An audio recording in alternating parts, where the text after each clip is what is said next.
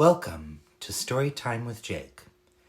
Today I will be reading Nova's Ark by David Kirk. In his tiny bedroom high above the city, Nova leaned over his workbench, wrapping, twisting, cutting, clipping. The evening sun glinted off his steel brow, then sank behind the crystal spires of Rotan, making them glisten like rubies. The stars, visible even during the day, grew bright. Nova tied a pair of copper strands and flicked a switch. His metal dog yipped happily to life, wagging a shiny new wire tail. "Good day, Sparky," smiled Nova. "Now, let's make a friend for you."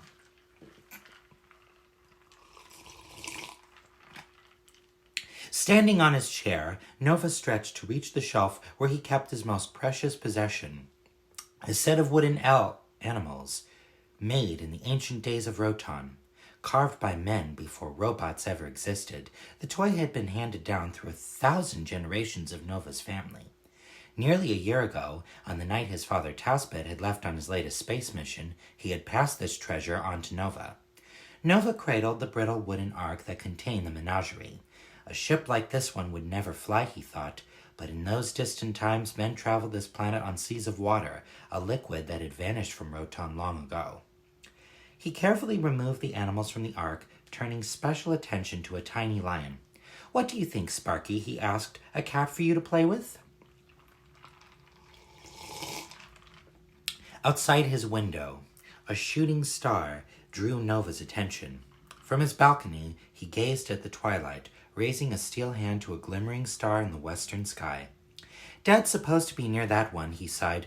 "Don't worry, Sparky. He'll be home soon." His mother, Luna, was stirring oil broth when Nova entered the kitchen. As they sat down to their steaming bowls, Nova loaded a post disc into the holograph player. Taspet appeared within the swirling green light. Grinning excitedly, he lifted a piece of glowing crystal toward the camera. The grinding engines of a huge machine nearly drowned out his shout, "I'll be home soon." But this disc had come months ago. He had been assigned to continue his search for crystal. On this planet of robots, crystal energy was essential to life, and there was never enough to go around.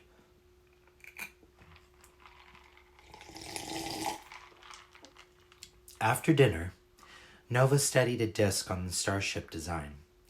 It wasn't meant for little boys. Still, he knew it by heart. He believed that if he just tried hard enough, he could be the youngest star pilot ever. Perhaps he would be the one to find Zeit, the mythic moon of light. His mother laughed at the idea, but Nova knew better. In 1,000 bedtime stories, his dad had told him of this magical hidden sphere, a source of crystal energy so powerful and abundant that it could fuel Rotan forever. Deep among the stars, it waited for him. His sleep mode auto-initiating, Nova's eyes went blurry as he scanned the screen. No longer able to focus, he plugged himself into the dream console. He dreamt of flying to the stars, flying with his dad. The glass sky towers of Rotan glowed pink, reflecting the faint morning sun. Eyes flickering, Nova sprang from his sleep platform and quickly performed his morning oiling. This was a day he had been anticipating for months. The class field trip to Rotan, to Axion, Rotan's greatest space center. He packed a case with his best model spaceships and gulped down his breakfast loop pack whole. His mother clanked his steel cheek with a kiss as he rushed out the door. At school, Nova showed off the models he had built to his classmates. His girlfriend, Elix, was nearly as excited as Nova. If only class could be like this every day.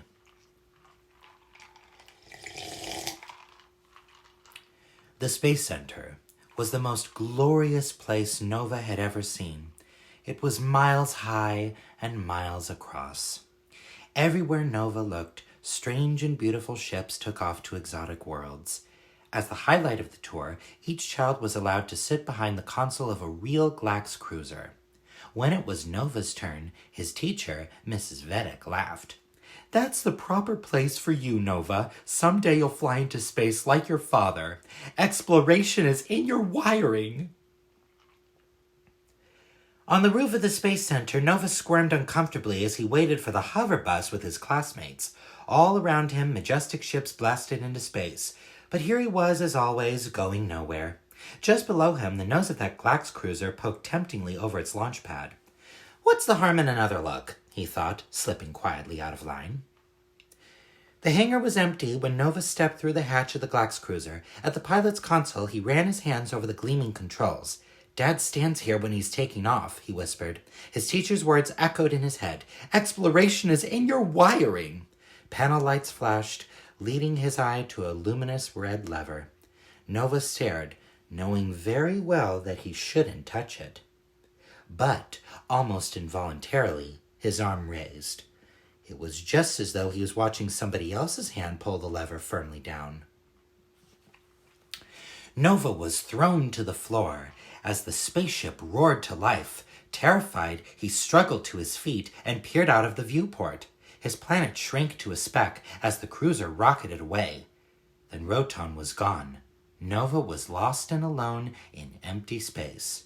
For many days he drifted among the stars, afraid to touch the controls again. Somebody will come and find me, he thought. But as the weeks passed, he realized that he might never be found. Then I'll learn to fly the ship, he said to himself.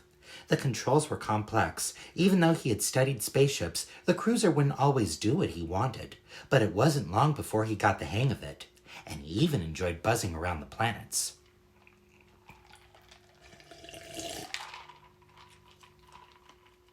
For months, Nova searched for home. His ship was nearly out of fuel. He tried to land on the golden moon of a gaseous planet, but in its strong gravity, he lost power. The ship went haywire. It spun, it flipped, it nearly shook to pieces, but Nova held on. It was scary, but felt great too, slicing through the mountainous clouds. But ahead, that's not a mountainous cloud, he gasped. It's a mountain! Nova pulled hard on the wheel, but the ship wouldn't lift. It slammed into the slope. He felt a great lurch as the engine exploded, blowing the ship down the mountainside like a ball from a cannon. For miles it jarred and bumped over the rocks. Then, gliding onto a sandy plain, it came gently to rest. Nova pried the door open and stepped out into a new world.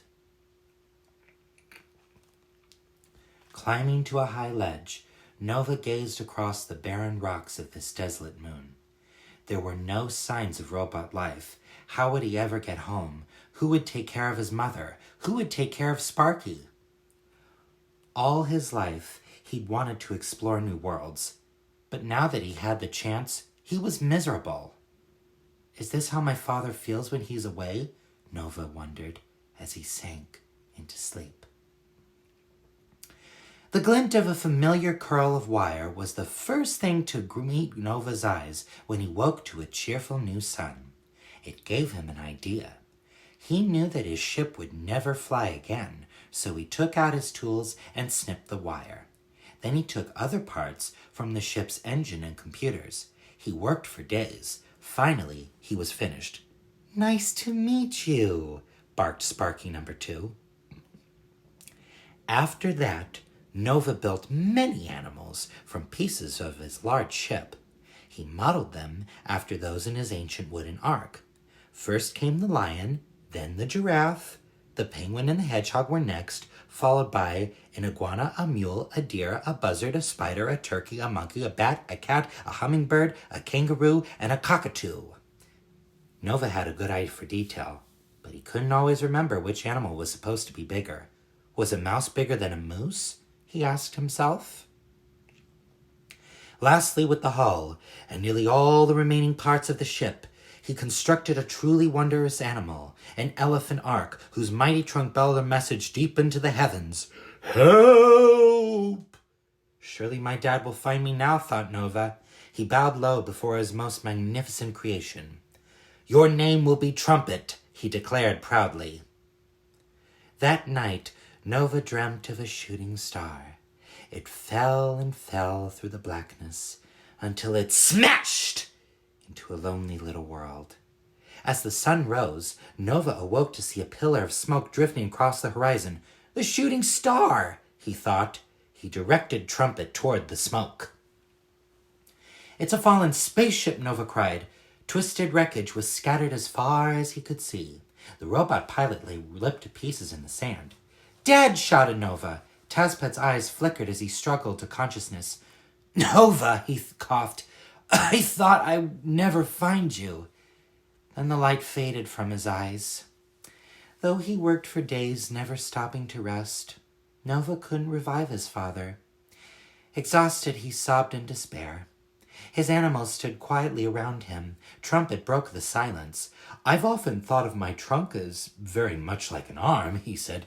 "If it would help your father, I'd like you to take any part of it you need." "And a tail is a wondrous instrument," said Sparky number 2. "I'm sure your father would like to have my tail." Each animal gave something of himself for Nova's father. Inspired by their sacrifice, Nova gave the greatest gift of all, a vow from his very heart. Their generosity was rewarded. "I feel like a new robot," said Tazpet, leaping to his kangaroo feet and swishing his shiny new tail. The proud father looked down at the strange and wonderful body Nova had built for him. "My brilliant son," he laughed, lifting his boy into the air. "My Nova!" Together, father and son looked to see what they could do about Tazpet's wrecked ship. The hull was broken beyond repair, but the engine was still intact. "The engine is no use without a spaceship," said Tazpet sadly, but Nova had an idea.